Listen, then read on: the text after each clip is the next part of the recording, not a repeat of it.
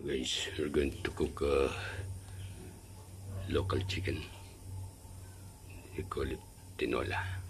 So magluluto tayo ng chicken tinola. Ito, native to guys. So let's prepare. So guys, maglalagay tayo ng buko sa ating tinola. May ibang terms to na parang pinakul na tinola. Maglalagay din tayo ng guys, talbos ng sili. Ito, siling labuyo to. Yan. Parun. So, dito, sasawag din tayo ng siyempre papaya. Yan.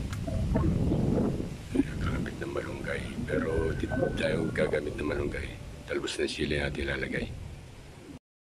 So guys, gagamit din tayo ng bawang, luya at sibuyas, paminta. At mamaya na yung ating asin. So guys, ready na yung ating ibang ingredients. Umpisa na natin. So guys, yung paglulutuan natin ngayon ay kalandi uling. Yan. Pambaga. Tayo magluluto. So yung ating talbos ng sili, ready na. Nugasan ko na maigi. Ang ating papaya. At siyempre yung ating native na manok. Na-chop ko na rin. Kaya pwede tayo mag-upsa. Maglalagay tayo ng konting mantika lang guys. Kunti lang para masyado mamantika. Natin yung bawang muna. So guys, sunod natin itong sibuyas. Sunod naman natin yung luya. Sunod natin itong ating manok. So guys, maglalagay ako ng tubig, 1 litro.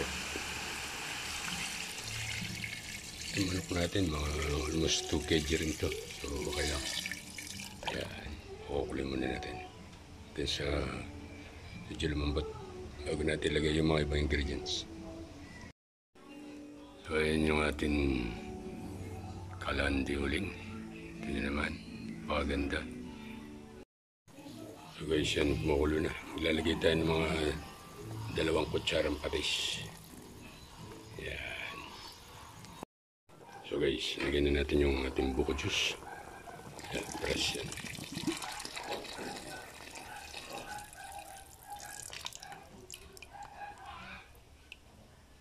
Pakulin muna natin muli. So ilagyan na rin natin yung laman. Yung ating papaya. Lagyan na rin natin.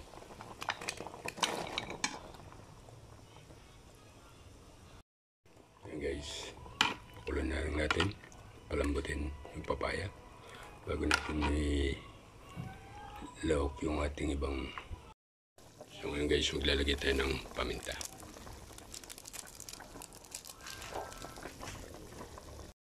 So guys, lalagyan na natin ating pinale na ricado.